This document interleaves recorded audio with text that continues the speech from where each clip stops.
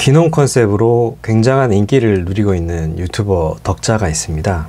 이분은 지금 벌써 구독자가 30만이 넘는 인기 유튜버인데요. 근데 이분이 최근에 하나 영상을 올렸어요. 이제 더 이상 영상을 업로드하지 못할 것 같습니다 라고 하면서 굉장히 울먹울먹 하면서 영상을 올렸는데, 이 사건에 대해서 오늘 좀 말씀을 드려보려고 합니다. 먼저 저는 변호사이기 때문에 모든 사건을 다룸에 있어서 팩트를 먼저 정리를 하고 넘어가는 것이 순서라고 생각을 하는데, 이 사건에서는 사실 이렇게 팩트 정리하기가 좀 쉽지가 않아요. 왜냐하면 제가 이 사건에서 알 수 있는 정보들은 대부분이 다 덕자님, 즉 덕자님 본인이라든지 어머님을 인터뷰한 내용, 그리고 덕자님의 억울함을 알리는 유튜버들의 방송을 통해서만 정보들을 수집할 수 있었기 때문에, 그리고 뭐 덕자님과 지금 MCN 회사, 유튜브 기획사죠. 이 회사와 어떤 내용으로 계약을 체결했는지 그 계약서 원본도 제가 검토를 해보지 못했습니다. 가장 중요한 것이죠. 그렇기 때문에 어떤 것이 팩트다라고 이렇게 확정을 짓고 말씀드리기는 좀 어려운 부분이 있지만, 그래도 지금까지 제가 알게 된 내용들을 바탕으로 해서 좀 저의 의견을 말씀드리려고 합니다.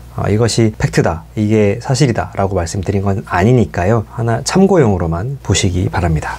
첫 번째 사건은 이 덕자님이 6만 정도일 때 MCN 소속사와 유튜브 전속 계약을 체결하게 됩니다. 그런데 이 계약에는 내용 중에 가장 핵심적인 내용이, 계약 기간이 종료가 되면 이 유튜브 채널의 소유권이 MCN 회사로 넘어간다 라는 조항이 있나 봐요. 그래서 계약이 지금 종료가 됐고, 더 이상 이제 덕자님이 그 채널로 본인의 컨텐츠를 올릴 수가 없다, 이런 상황이 된 것 같습니다. 또 계약 내용을 좀 더 살펴보면 일단 수익 배분이 5대5라고 합니다. 유튜브 편집자의 월급은 MCN 회사가 아닌 유튜브 크리에이터가 지급하는 것으로 나와 있고, 그리고 이 계약을 위반했을 때는 위약금이 1억 원이다 라고 이렇게 나와 있습니다. 한 번 더 말씀드리지만 제가 이 계약서의 내용을 직접 검토하지 못했기 때문에 이게 계약서 내용이다 라고 확정 지을 수는 없어요. 다만 이렇게 추측할 수 있을 뿐입니다. 만약 이게 사실이라면 매우 좀 불공정한 내용이죠.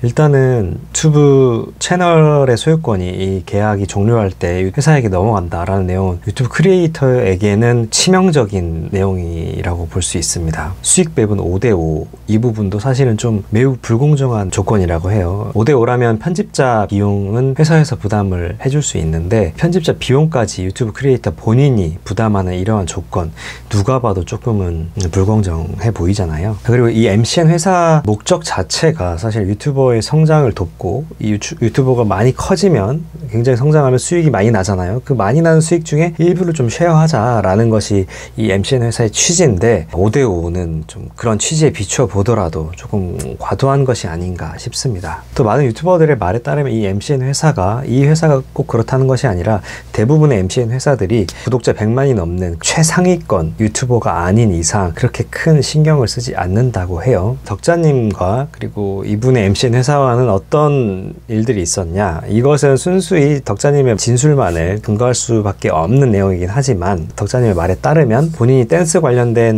컨텐츠를 하려고 했다. 그런데 댄스 학원을 그래서 등록하게 해달라, 이 등록비를 좀 지원해달라고 했는데 아무 연락이 없었다고 하고, 그리고 이제 30만, 구독자 30만 팬미팅을 진행을 하려고 하니까 이걸 좀 지원을 해달라고 했는데 이것도 아무런 연락이 없었다고 합니다. 또 낚시 컨텐츠, 뭐 전어를 이렇게 낚시하는 컨텐츠를 좀 진행을 하려고 좀 지원해달라 했는데 너무 비싸다고, 이런 것들도 지원해주지 않았다고 하고요. 참 제가 보기에는 이 덕자님이 참 세상 물정 모르고 참 순수한 사람처럼 보입니다. 몇 개 영상을 제가 봤거든요. 정말 순수한 분이고, 본인은 그냥 방송하는 게 좋을 뿐이다 라고 이렇게 말하는 거 봐도 그게 정말 진심이 느껴졌던 것 같습니다. 그래서 좀 더 마음이 아픈데요. 자, 여기 두 가지 법적인 쟁점이 있습니다. 첫 번째로는 이 덕자님과 MCN 회사와의 체결한 이 계약에 따라서 유튜브 채널을 넘겨야 하느냐, 이 계약이 불공정 계약이라고 해서 무효나 어떤 취소를 주장할 수는 없느냐, 이것이 있고요. 두 번째로는 MCN 회사에서는 덕자님을 명예훼손죄로 지금 고소를 했다고 합니다. 지금 덕자님의 이러한 행동이 명예훼손죄에 해당되는지, 이 두 가지가 있을 수 있는데, 첫 번째 논점부터 먼저 살펴보면요. 부당계약, 민법에 보면 이런 내용이 있습니다. 104조에 보면 당사자의 궁박, 경솔 또는 무경험으로 인해서 현저하게 공정을 잃은 법률 행위는 무효로 한다라는 내용이 있는데, 좀 경험이 없었다고는 볼 수 있겠죠. 그런데 궁박, 경솔 이 정도라고 하면 굉장히 좀 의사결정에 장애가 있을 정도의 좀 궁박한 상황에 처해 있어야 됩니다. 그런데 이 덕자님의 말에 따르면 계약 체결할 때 그냥 소속사 대표가 이건 종이 쪼가리에 불과하다, 형식적으로 계약 체결하는 거다, 이런 말에 그런 말을 믿고 이렇게 체결을 했다고 하는데, 이 정도 사안만으로는 궁박, 경솔이 있었다고 볼 수 있을 것인가? 좀 쉽지는 않아 보입니다. 또 착오로 인한 의사표시로 볼 수 있느냐, 덕자 본인이 이 계약서를 제대로 검토하지 않은 것을 착오로 볼 수 있는지 조금 쉽지는 않아 보이고요. 그리고 또 사기나 강박이라 하면 어떤 의사결정에 장애가 있을 정도로, 그리고 사기는 아예 지금 기망행위를 했어야 되는 건데, 단순히 그냥 이건 그냥 종이 쪼가리에 불과하다라고 얘기한 것만으로는 계약 내용 자체를 아예 다른 내용으로 속이거나 그런 것이 아니기 때문에 쉽지는 않아 보입니다.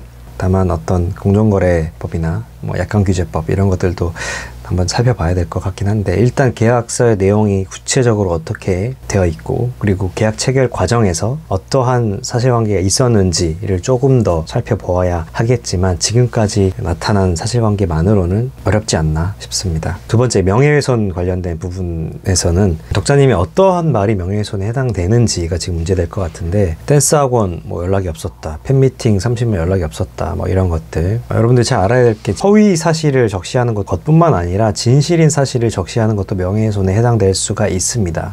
댄스학원도 등록해주지 않았다, 그리고 구독자 30만 이벤트도 해주지 않았다, 이런 부분 사실이라 하더라도 이것이 과연 명예를 훼손할 수 있느냐. 기획사 측의 명예를 훼손했다, 사회적인 평판을 저하시켰다, 좀 애매한 부분이 있어요. 조금 더 특정될 필요가 있을 것 같습니다. 양측의 말을 모두 들어보지 못했고, 지금 결정적으로 계약서 내용을 검토해보지 못했고, 지금 기획사 측의 어떠한 입장도 들어보지 못했기 때문에 정확히 알기는 좀 어려운 상황인 것 같긴 합니다. 근데 제 개인적인 생각으로는 참 안타까운 것 같아요. 이런 사안 때문에 정말 순수한 유튜버인 덕자님이 본인의 꿈을 접어야 할 수밖에 없는 이런 상황이, 유튜버로서의 꿈을 이렇게 접어야만 하는 이 상황이 참으로 안타깝기 그지없습니다. 이러한 산골소녀의 꿈이 이 사건으로 인해서 무너지지 않았으면 하는 바람일 뿐입니다.